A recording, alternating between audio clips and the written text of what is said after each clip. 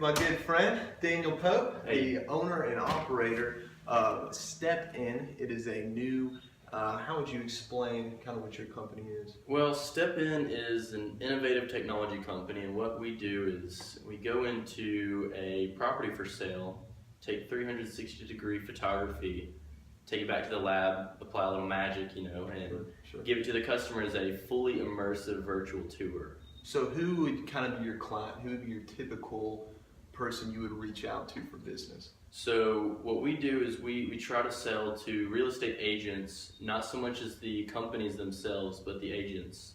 So we have one area which is the real estate agents, and another area which is business to business. So we look for small business owners to go in and create a 360-degree view of their property. Sure. Okay. Well, that's awesome. So it's a new technology. Daniel here, he's a young entrepreneur. He is still in college, but he's able to run his own business while he does that at the same time. So today, the topic for today, and the reason why we have Daniel in here is kind of talking about if you are a young entrepreneur and you're looking to go into business for yourself, or if you're a college student, that it is really easy to get started in the entrepreneurial field, whether that's starting an online business, whether that's starting a physical business, whether that's starting a media, whatever we're talking about here, but specifically today with building a business from nothing, just if you wanted to get started, what that would look like. So for you, when you were kind of thinking of your idea or what got you started in doing that? Were you working for somebody else and you had it and you're like, I want to just go into business for myself, or, what did that look like? Well, starting from the very beginning, I've always had a love for business. So I would, kind of going off on a tangent here, my main mentors would be my grandfather, and he started many different businesses around the Memphis area, from banks to consulting groups. Wow. And so seeing him and listening to his stories, as a young kid, I said, I want to do that. I saw the freedom he had, the experiences he had, and I said, when I get older, I want to do it. And little did I know, I didn't have to be older. I could start any time. It just takes an 18-year-old legal guardian to sign the paperwork. Sure.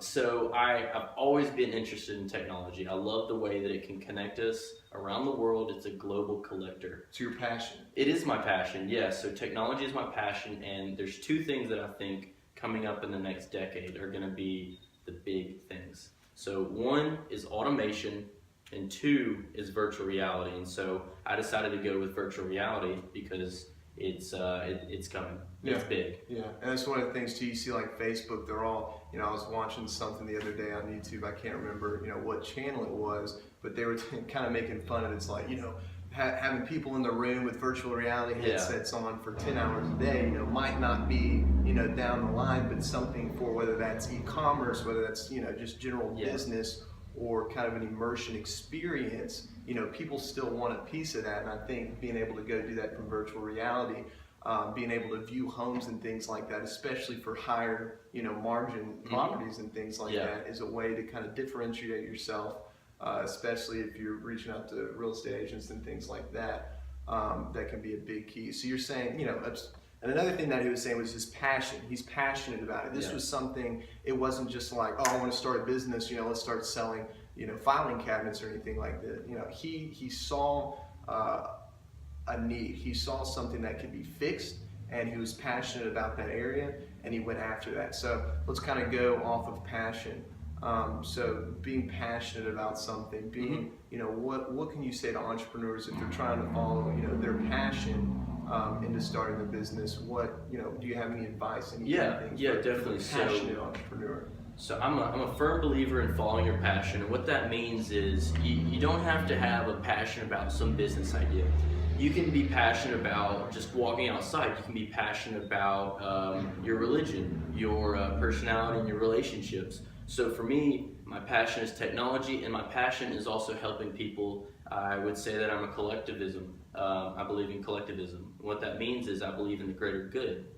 And so for me, just going off of a passion I had, which is technology, which is virtual reality, I said, you know what, it's coming. How about I start the process? Instead of waiting for other people to start it for you, go out and grab it, because someone else will, and you're going to look back and say, oh man, I should have done that, because should have is would have. Yeah, don't have that regret. Do it now, fail, at least being able to experience that. Because I think, one of the things too for entrepreneurs is failure. A lot of people are, would be, want to be entrepreneurs. It's like, it's that failure, and they might not even see it as that. It might just be, a subconscious thing that prevents them, or maybe past relationships, whatever people, what people think of them. There's a wide range of things, but I think failure is definitely something, that prevents a lot of younger entrepreneurs from really hitting home and kind of going into whatever field they want to be in. Did you ever experience any of that? Is that something, that fear of failure, or that fear of not wanting to get started, or maybe hesitation? Every day. And there's a big divide between entrepreneurs and actual entrepreneurs. There you go. And so I had to come to the conclusion that I did not want to be a entrepreneur. I wanted to be an entrepreneur. So I wanted to change the world with my ideas and my businesses, instead of sitting at home researching ideas 24 hours a day and not acting on it. Because here's the difference between an entrepreneur and an entrepreneur. It's the action. There you go. And if you have no action, then you're going to be sitting at home, you're going to be saying, I could have, and I would have, and I should have. There you go, people. Take action. Take it from the man himself. This is a guy making a big impact here. We're located in Memphis, in the city of Memphis. So, if you're wanting to be an entrepreneur, if you're wanting to make a difference, it might kind of seem far-fetched, but in reality now, with the technology that we have and the way that you're able to put yourself out there, if you've got a passion, if you've got something that you're pushing towards, I really don't see any reason why you couldn't do it, other than funds. Maybe you would be a little bit low on money. Maybe that's something that's kind of stopping you from launching into it. Maybe I like to say excuses. Excuse. So let's just kind of talk about that money-wise. Maybe that's something that these entrepreneurs, it's like, you might be raised in a home where you don't have any type of, financial support in general, or just any support in general. And so it kind of might be hard just because, everything's in your head, you can't get it out there. One thing I would say is joining like-minded groups, or getting with like-minded people who will push you and kind of encourage you, regardless of your circumstances, or regardless where you're at kind of in your journey, your entrepreneurial journey, so to speak, your hustle journey. But I just kind of lost my train of thought there for a second. So let me talk about the funds aspect. So if you're worried about not having any money, not having any investors, here's a little known secret. People love to help other people, and a lot of people don't realize that. So what that means is, if you have an idea, make a business plan before anything else. It can be literally something as small as just 4 sentences. Make a business plan, put it down on formal paper, go around, go on a roadshow to different banks. Because I will guarantee you, if you go into a bank and if you say, hey, I'm a small business, I'm an entrepreneur, I want to change something, I want to create value for something, and you say, I have a business plan. Well, here's the thing, what are they going to say? They're going to say, no, all right, that's fine, whatever. You move on to the next bank. And you keep going until you find the funds, you find the investor. And I'm saying that's only if you don't want to bootstrap it yourself.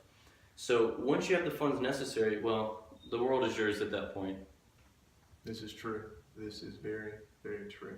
So what would you say, kind of summing this up, in starting your business for the young hustler out there who's got these ideas, who've got this passion, maybe they do have a little bit of funds, maybe they don't, but wherever they're coming from, but to getting in that group, kind of starting off, to be able to find other like-minded people to support them, what would you kind of say as a start to their journey, as a start to launching their business, as a start to launching their side hustle, just getting started, just making action, taking action? What would you say?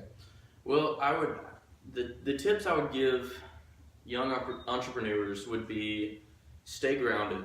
And what that means is you're going to have a lot of ideas coming at you really fast. You're going to say, man, I can do this, this, and this.